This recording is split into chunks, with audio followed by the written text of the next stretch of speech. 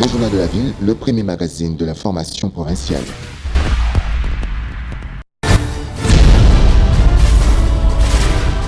Tout de suite, le journal.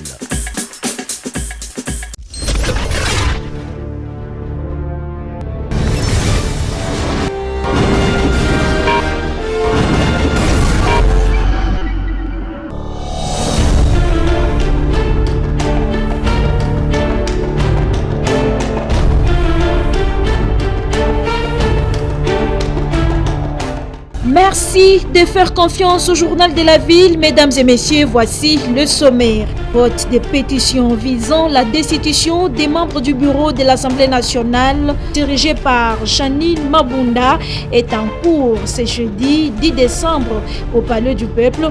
484 députés sont dans la salle pour voter le départ du bureau Mabunda ou son maintien. Profession d'anthropologue, un milieu congolais, réflexion prospective, c'est l'intitulé du livre de l'anthropologue professeur Joël Iparamotema, porté sous le fonds baptismaux ce jeudi 10 décembre au Musée national de la RDC.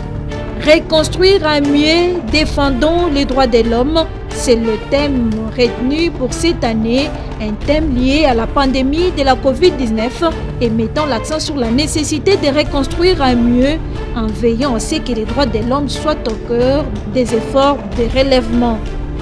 C'est tout pour le sommaire, mesdames et messieurs, encore une fois, bienvenue dans ce journal.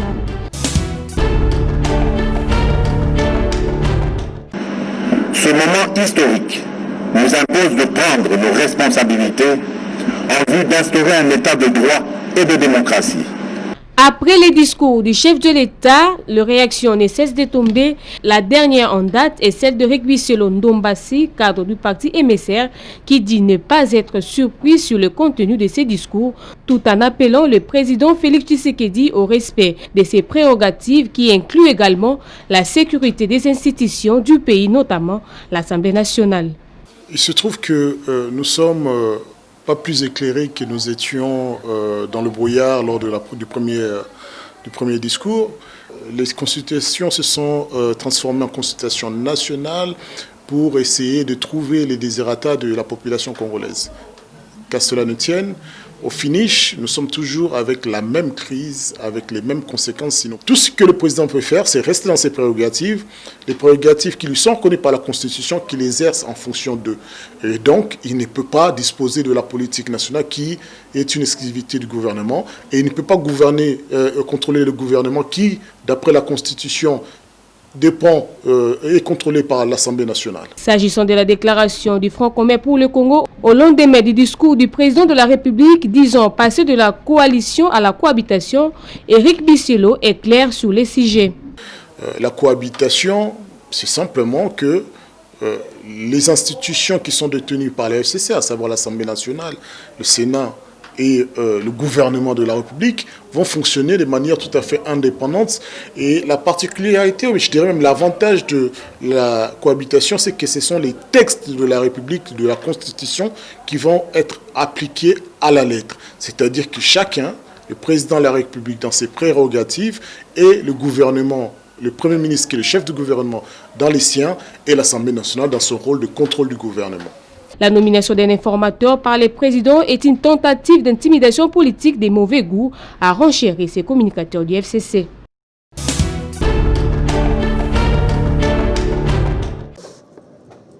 Les réactions fusent de partout après les très attendus discours du chef de l'État.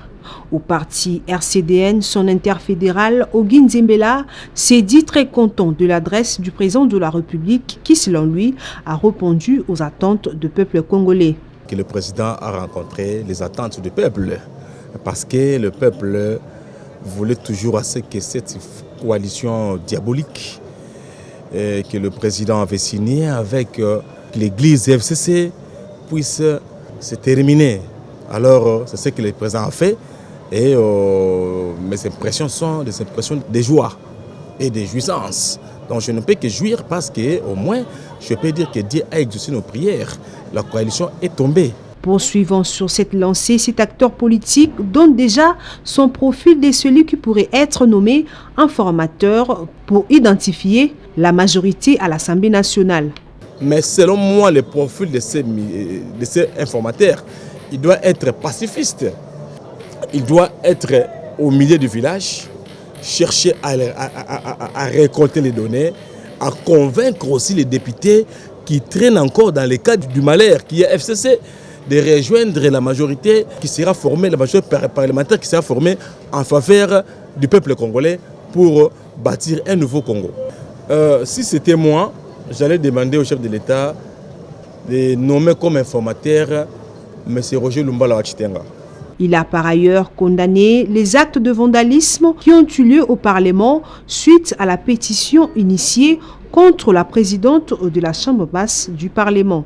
Tout ce que vous avez vu là, avec le veste, des vestes et consorts, ce sont les membres du FCC. Vous savez, ils sont entrés comment là-bas? Ils sont venus dans des jeeps de députés, des jeeps qui avaient des machettes et des bouteilles. Ça, en tout cas, là, moi, nous déplorons en tant que leader d'opinion et en tant que le président interfédéral du RCDN et en tant que membre du bureau de la base de la République, du bureau de la coordination de la base de la République. Nous déplorons ces comportements. Ces comportements qu'on ne peut pas encourager. Même si c'était produit par les membres de l'UDPS, on a toujours condamné ça.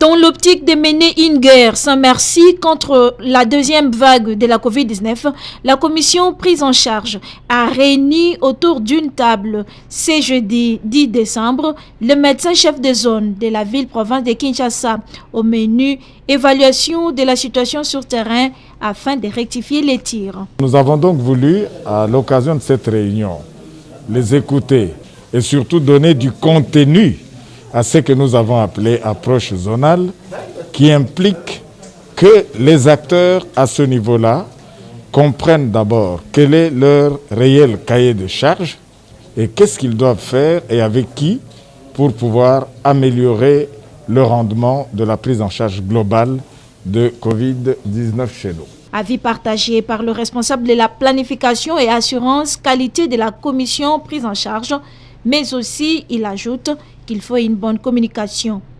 Je pense que l'approche zonale, c'est celle qui est suprême, puisque la plupart des malades que nous avons résident dans leur milieu respectif et ont peur, puisqu'ils se disent, lorsqu'on dit qu'ils sont atteints de la Covid, ils seront séquestrés quelque part, du fait que la communication, elle ne passe pas comme il se doit.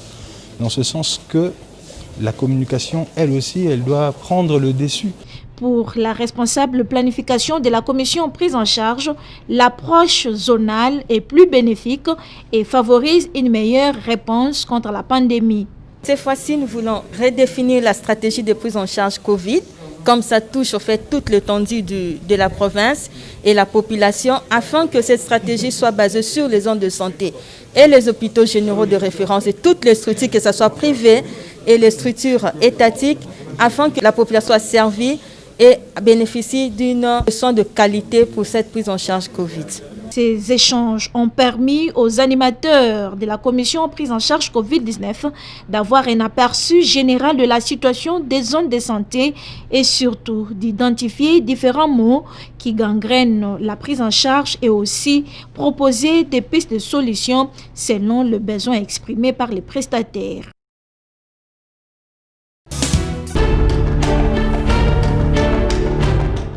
En nombre de mesures prises pour marquer positivement son empreinte à la tête du ministère de la Santé, le docteur Etienne Longondo met un accent particulier sur l'assainissement de la ressource humaine afin de maîtriser les effectifs pour une meilleure prise en charge. C'est dans cette logique que le docteur Etienne a présidé une réunion ce mercredi 9 décembre en son cabinet de travail avec l'inspecteur général de la santé, les différentes corporations et syndicats de professionnels de santé. Au cœur des échanges, la présentation de la situation des agents localisés après les contrôles de l'IGS dans la ville-province de Kinshasa. Dans son speech, l'inspecteur général à la santé, Louis-André Komba Djeko, a expliqué sans détour au patron de la santé des Congolais les contenus du tableau comparatif d'assainissement du fichier paye du deuxième trimestre 2019 de la prime des risques du personnel administratif, des chirurgiens, dentistes, pharmaciens, pro-santé, LD et maîtrise.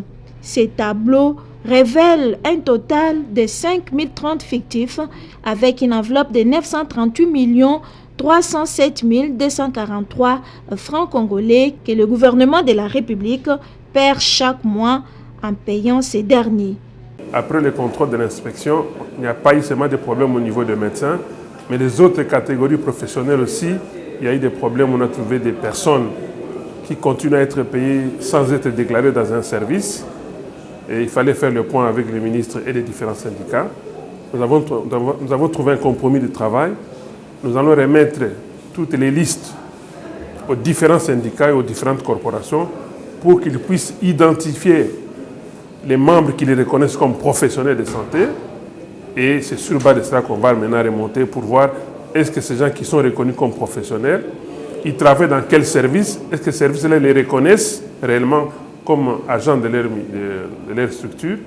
Face à cette situation, le ministre de la Santé, ensemble avec ses interlocuteurs, ont décidé d'initier les travaux de contrôle physique qui consisteront à identifier physiquement si ces personnes existent ou pas, faute de quoi cette enveloppe salariale sera accordée aux médecins non primés.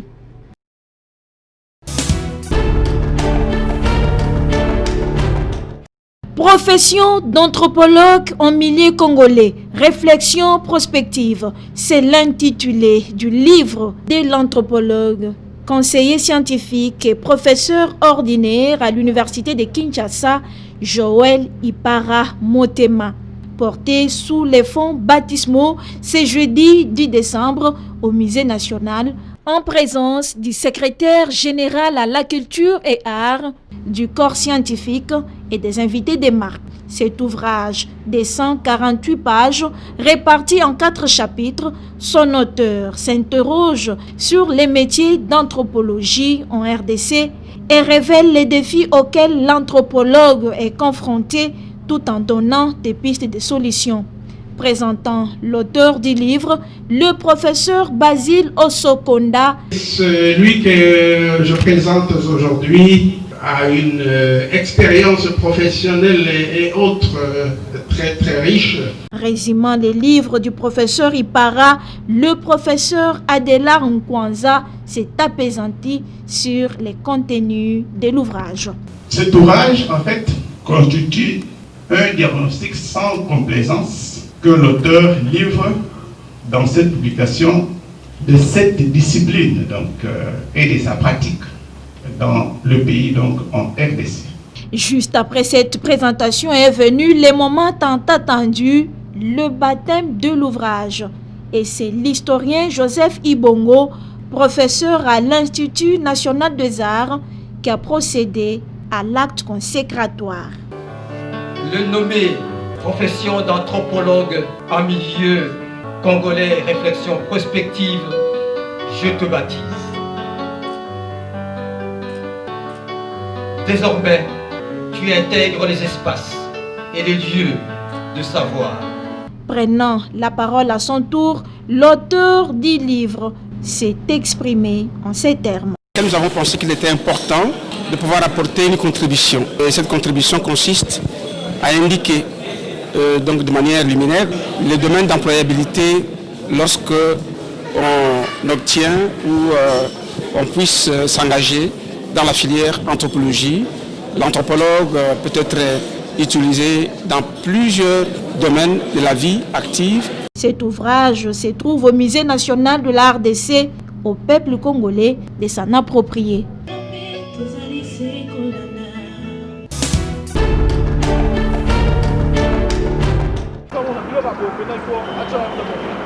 Il n'y a pas de saut métier, dit-on, il n'y a que de sauter-gens. Nous sommes sur le boulevard du 30 juin, précisément devant les immeubles qui abritent la Caisse nationale de solidarité sociale, ex-INSS, et l'administration du ministère du Travail. Ici, tel qu'on peut s'en apercevoir à travers ces images, s'y trouve une brave et courageuse dame qui a opté comme métier de cirer les chaussures.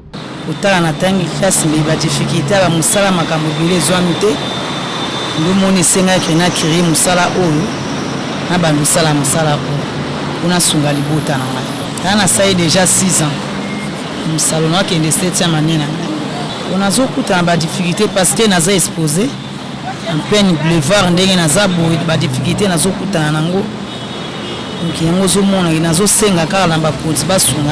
Au moment où certaines femmes, surtout les jeunes filles, n'attendent que tout des hommes et se livrent à l'oisiveté, ces dernières envisagent étendre cette activité à d'autres et lancent un appel aux autorités du pays, particulièrement la distinguée première dame. On a mère de 6 enfants, maman bana, femme mariée,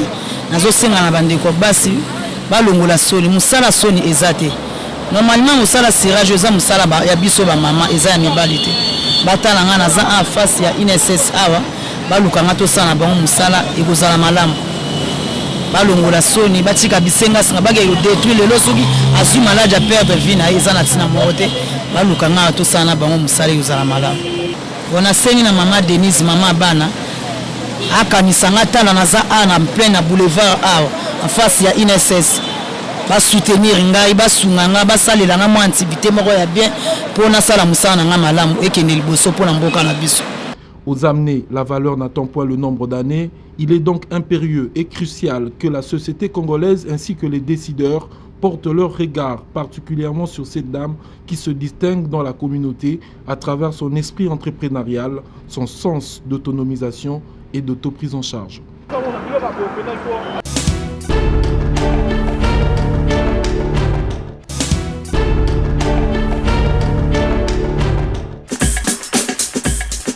Nous sommes arrivés à la fin de ce journal de la ville. Mesdames et messieurs, merci de l'avoir suivi. Le prochain rendez-vous est fixé pour ce vendredi avec le même plaisir.